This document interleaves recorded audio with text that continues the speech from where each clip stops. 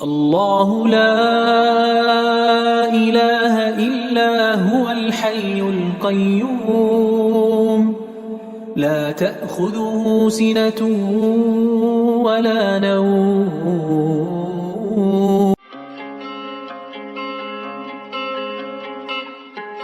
Assalamualaikum warahmatullahi wabarakatuh. Selamat datang kembali di saluran YouTube kami. Pada kesempatan kali ini, kita akan membahas tentang kisah romantis, Kais dan Layla. Kais dan Layla adalah sepasang kekasih yang kisahnya tercatat dalam sejarah. Namun mereka tidak seperti kebanyakan sepasang kekasih yang kisahnya berujung pada pernikahan, karena mereka berpisah satu sama lain meskipun ada semua cinta yang menyatukan mereka. Namanya adalah Kais bin Al-Malou. Ia dilahirkan di suku Najd pada tahun 645 Masehi, dan ia dikenal dengan nama Majnun Layla karena besarnya rasa cintanya terhadap sepupunya Layla, yaitu Layla Al-Amiriyah. Cinta mereka mempertemukan mereka dalam derajat yang sangat besar dan ekstrim, sampai-sampai para sepasang kekasih menyebut cinta mereka sebagai bukti ketulusan cinta mereka terhadap orang yang mereka cintai. Pada awalnya, Kais bin Al-Malou adalah seorang lelaki biasa di padang pasir hingga tiba saatnya ia meminang sepupunya, Layla, yang terkenal karena cintanya. Ayahnya menolaknya, dan kemudian Kais menoleh ke penyair Majnun Layla, dan dia berkeliling negeri menyanyikan puisi yang dia tulis dalam sepupunya dan kekasihnya, Layla. Hubungan cinta yang mempertemukan Kais dan Layla Al-Amiriyah. Kais bin Al-Malou adalah sepupu Layla Al-Amiriyah, dan percikan cinta muncul di antara mereka ketika mereka masih muda dan untuk sementara waktu menggembalakan domba dan sapi. Seiring bertambahnya usia, percikan cinta di antara mereka semakin besar dan menjadi lebih intens. Mereka tumbuh di era kepemimpinan Marwan ibn Al-Hakam, dan Layla juga mencintai sepupunya Kais seperti dia mencintainya, jadi mereka berdua sangat mencintai satu sama lain. Menurut adat istiadat di kalangan orang Arab, ketika seorang anak perempuan sudah dewasa, ia dilarang bergaul dengan anak laki-laki, dan disembunyikan dari pandangan di rumah sambil menunggu pernikahan. Perpisahan mereka satu sama lain tidak mengurangi rasa cinta mereka, malah menambahnya. Dia lebih memilih untuk segera mengumpulkan mahar untuk sepupunya dan pergi ke ayahnya untuk meminang secepatnya.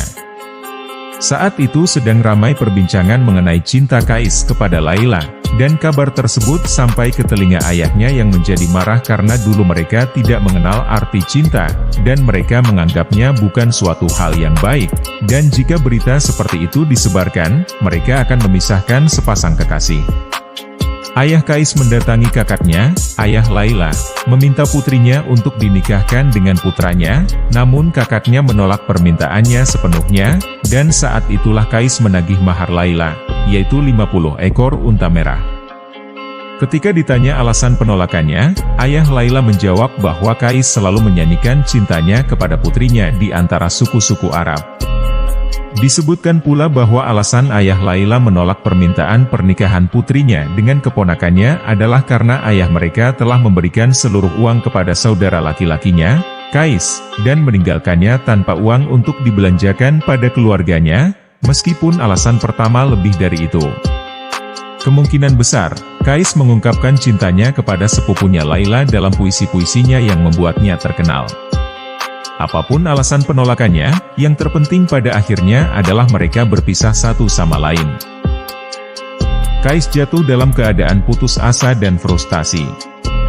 Ia menjadi sedih terus-menerus, sakit-sakitan, dan tubuhnya menjadi lemah. Ayahnya menemui kakaknya lagi, memintanya untuk berhenti bersikap keras kepala, berubah pikiran, dan menerima lamaran putrinya untuk dinikahinya. Namun dia keras kepala dan sombong serta bersikeras untuk menikahkan putrinya dengan orang lain selain keponakannya sesegera mungkin, berapapun biayanya. Pada saat yang sama, seorang pemuda terkenal bernama Ward bin Muhammad Al-Akili melamar Layla Al-Amiriyah, dan ayahnya langsung menyetujuinya, namun gadis itu menolak, sehingga mereka memaksanya untuk menikah dengannya. Bahwa mereka memberinya pilihan antara menikah dengannya atau membunuhnya di tangan mereka, jadi dia terpaksa menikah dengannya dan pergi. Dia pergi ke Al-Taif bersamanya, meninggalkan sepupunya Qais, yang jatuh cinta padanya dan tak ada yang tersisa bagi Qais kecuali puisi-puisinya yang mengungkapkan apa yang ada dalam dirinya berupa besarnya rasa cinta dan kerinduannya terhadap sepupunya. Kematian Laila dan Majnun. Qais tidak sanggup menanggung guncangan pernikahan Laila dengan pilihan orang tuanya, kesedihan pun terpampang di wajahnya. Adapun Laila, hatinya hancur karena perpisahannya dengan kekasihnya, dan penyakit yang membuatnya kelelahan. Dia tidak tahan lagi dan meninggal. Qais terus hidup dengan menggubah syair ratapan untuk kekasihnya, ia telah kehilangan akal dan kondisinya dan dipanggil Majnun Laila hingga mereka menemukannya telah meninggal.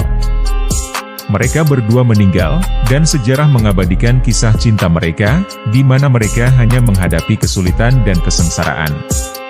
Setelah beberapa saat, Laila meninggal, dan kemudian Qais mengikutinya. Oleh karena itu, kuburan mempertemukan kedua kekasih ini. Setiap pecinta ingin menjalani kisah Qais dan Laila, meski dengan kesulitan dan permasalahannya, namun semua orang menganggapnya sebagai kisah cinta romantis terindah, kisah cinta mustahil yang menyadarkan seseorang dengan segala yang dimilikinya, cinta yang tulus darinya, hati yang hidup selamanya. Kisah Qais dan Laila adalah salah satu kisah cinta yang paling ikhlas dan tulus.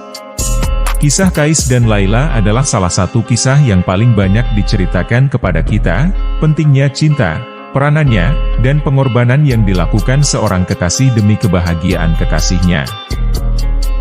Apa yang dapat kita pelajari dari kisah cinta Qais dan Laila? Pertama, cinta sejati adalah suatu anugerah yang tidak semua orang dapat temukan. Kedua, cinta adalah kekuatan yang mampu mengatasi rintangan dan mempersatukan dua hati yang saling mencintai.